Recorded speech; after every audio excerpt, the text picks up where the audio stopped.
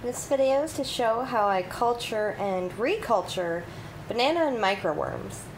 Now, they're both cultured, kept, and fed the exact same way because they're pretty much the same thing.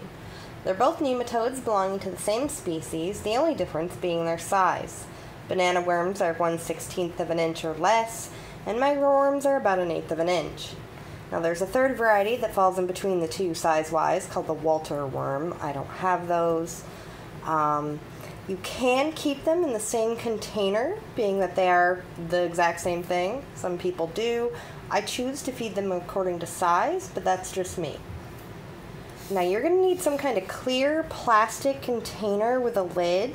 I say clear because they're much more prolific when they have exposure to light. Now these are 32-ounce deli-style containers from insectsales.com. They're really great because they have these lids with holes in them that are covered in this fine weave cloth. Now that allows the culture to breathe, but also keeps things from flying in and laying their eggs. If you use a regular like Tupperware container or what have you, you're going to have to poke holes in the top, and you're going to have to fill that with like filter floss, or even like a dryer sheet should probably work. As far as what to keep them in media-wise, you can use a lot of different things. Some people use instant potatoes, some people use cornmeal. I use oats. Quite a few people do. Old-fashioned oats, to be exact. Instant and steel cut will not give you the same results. It'll be a different consistency. I also add really ripe banana. Now that's to add a natural sugar to the oats, and that's because these guys feed off yeast and the bacteria yeast produces. Now yeast feeds off sugar, so that just kind of rounds everything out, and I notice my cultures are, just overall a little bit better with that little bit of sugar in it. Some people use actual sugar. I prefer to use something natural. It's never molded or rotted for me, so it's not an issue you need to really worry about. You don't have to do this. I choose to. That's just me. Now, the worms don't actually live in the media. They live on top of it. Right here. That's them climbing up the sides, and this kind of liquidy looking area toward the top is where they are. And when they die, they all fall to the bottom and decompose, and it'll start to get liquidy. Now, if you notice, my cultures have a bit more media in them than a lot of people use. A lot of people only use about 1 inch. I use more because that allows it so that when they do start to die, and mind you, their lifespan is like 24 to 30 days, and they're mature at 4 days old, so once the various generations start to die off, it can get toxic in there pretty quick, and I find the extra media or oatmeal gives me a little bit more space between that nasty just worm juice, I guess, and my culture, and that decomposing liquid is what causes cultures to crash. And I find that the extra media just gives me a little bit more time, a little bit of a buffer. Maybe I don't get to it the exact week it should be done. It can wait for me. They do need to still be recultured once a month. A little bit longer than that they can go. Yeah, so now I'm going to show you guys how to make up the oatmeal and do all that. I have a 1/2 cup of oats, half a banana chopped, about a tablespoon of oats, and a cup of boiling water, still boiling. I'm going to add 1/2 cup oats, bananas, and I'm just going to start stirring.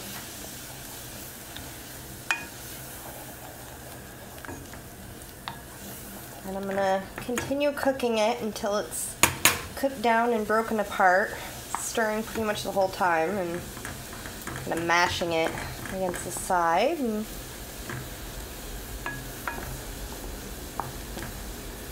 I'll show you guys what it should look like when it's done. This is what it looks like. It took about 6 minutes. If you see, everything's kind of soft and falling apart, really holding together, but still a little wet. Now, whoop. Sorry, got steamed up there. Gonna add the rest of the oats.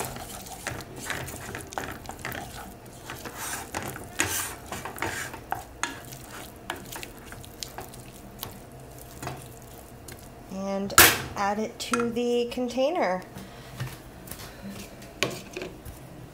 Add it with 2 hands so you don't have to clean up a mess. Shake it around. I take a damp, folded up paper towel and just kind of go through, wipe the edge. The inside of the container, get all the smuts out of it. And yeah, now I just have to let it cool. These are my 7-week-old crown-tailed plakat spawn. Thought while the oatmeal was cooling I'd take a little baby break and come look at these guys.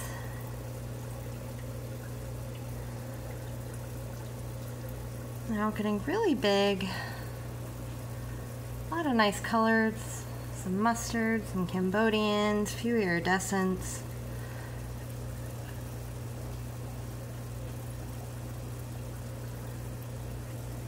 Just a nice little spawn.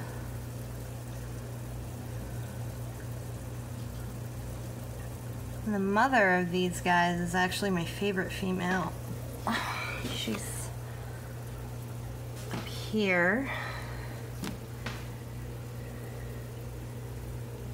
See if I can get this Penny, and she actually has a full beard, and I don't know if I can get her to flare.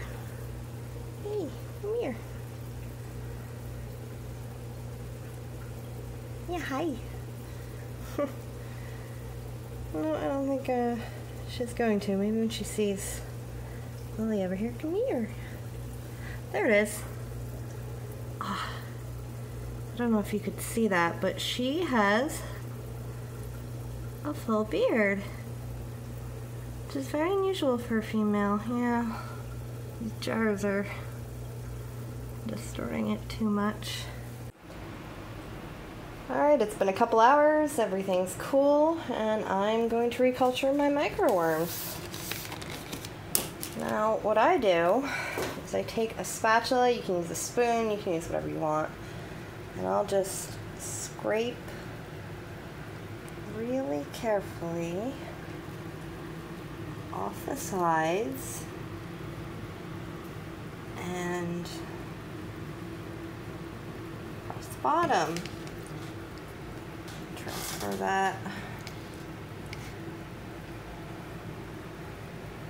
over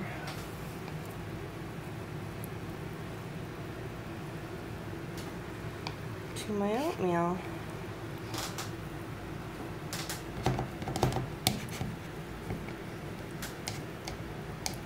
Spread that out a bit.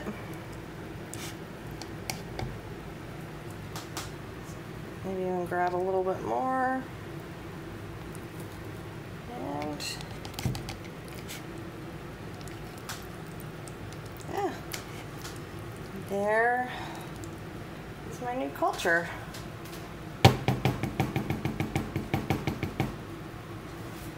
And to feed these guys, give them a bit of a jump start, I'm gonna grab the yeast out of the fridge.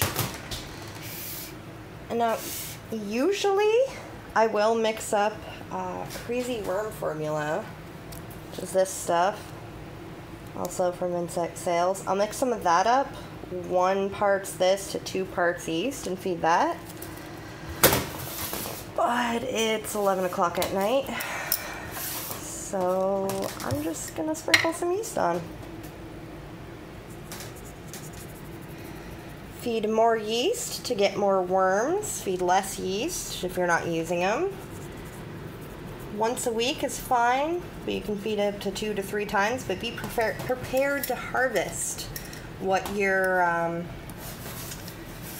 what you're feeding them. So if you feed them more yeast, be prepared to harvest more worms. Otherwise, it's going to crash real fast on you. So, yeah, put a lid on it. I always do a label stating what kind of culture and the date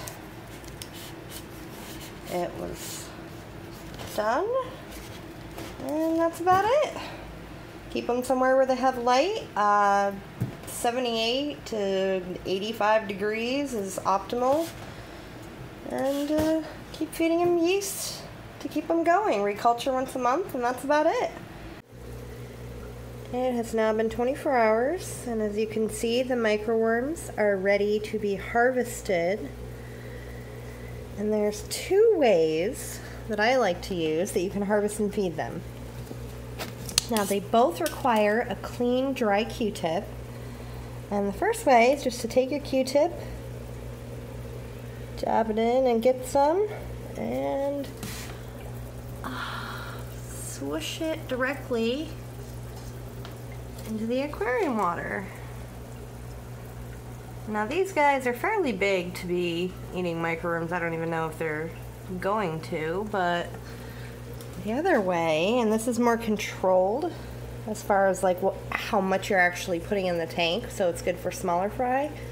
Take some and you swish it around in a container of clean treated water. Just like that. And if I can get it to focus, see all the worms in there? Now you can just take a pipette and suck them up and feed them